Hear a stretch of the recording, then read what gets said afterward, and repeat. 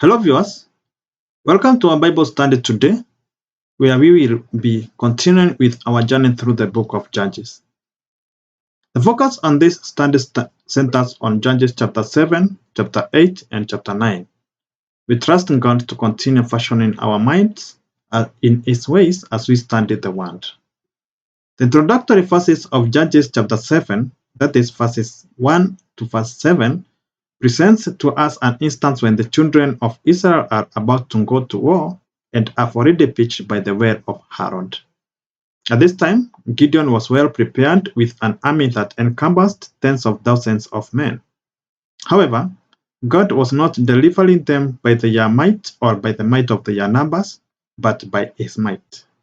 As such, He directed Gideon to reduce the numbers to a minimum number, that is, a number that they would in all means attribute the glory or victory to God than to themselves.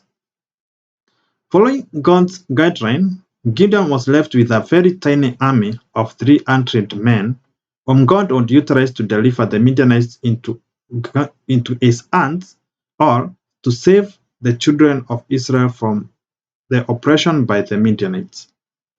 Gideon, in the company of just 300 men, would be staging a battle against an army so vast that that army would be compared to grasshoppers. However, God was with him, referring through and dream as seen in Judges verses 13 to 15 of chapter 7 that he had already granted him victory over the first army of the Midianites, the Amalekites, and the east.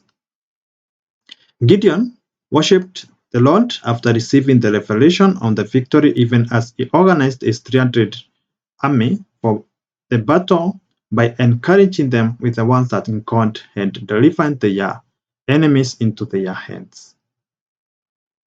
This battle is unlike numerous others and relied on a strategy that instilled fear in the enemies of Israel, causing them to fight amongst themselves.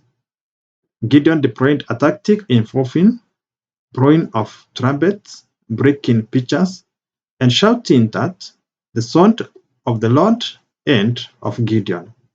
With this seemingly simple strategy, aided by God, the first enemy fled from Gideon's presence and was ultimately defeated by the men of Ephraim, who slew the two princes of the Midianites.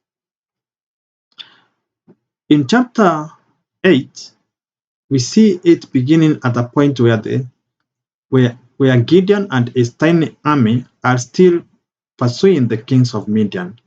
They, however, have to counter the angry men of Ephraim that had become envious in the realization that Gideon did not invite them as he went to war with the Midianites. Additionally, he faces resistance from the men of Succoth and Peniel when he requests for food which they do not give him. That is, the food that he was supposed to give his army. Nevertheless, he engages in battle and captures Zebah and Salmunna, that is, the kings of Midian.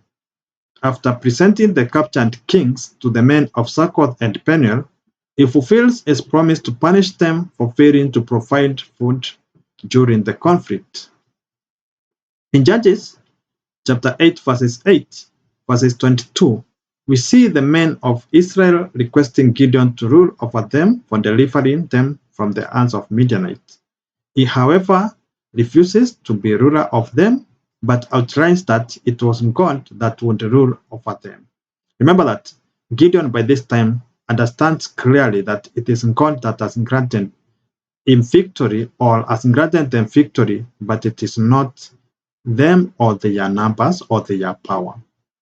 The victory over the Midianites was significant in enabling the children of Israel to have peace for the following 40 years during the days of Gideon. However, after the death of Gideon, the children of Israel went back to their folly and began worshipping Baal and made Baabelit their god, and once more forgot the Lord their God. So, Some of the critical insights that we can draw from this is that God can utilize anyone, regardless of their perceived insignificance, to fulfill his purpose and to grant victory in whatever endeavor anyone or a corporate engages in. Further, in every triumph, it is essential to cultivate a lifestyle where God, rather than ourselves, receives all the glory.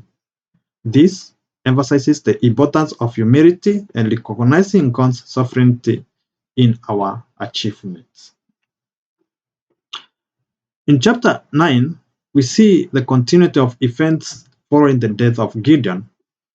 At this point, not only have the children of Israel forgotten to show kindness to Gideon's family, but they have also begun worshipping Baalit as the young god, having forgotten the Lord, the young god, the God who has delivered, who brought them to the land of Canaan, and who also delivered them from the power or from the hands of Midianites, among others.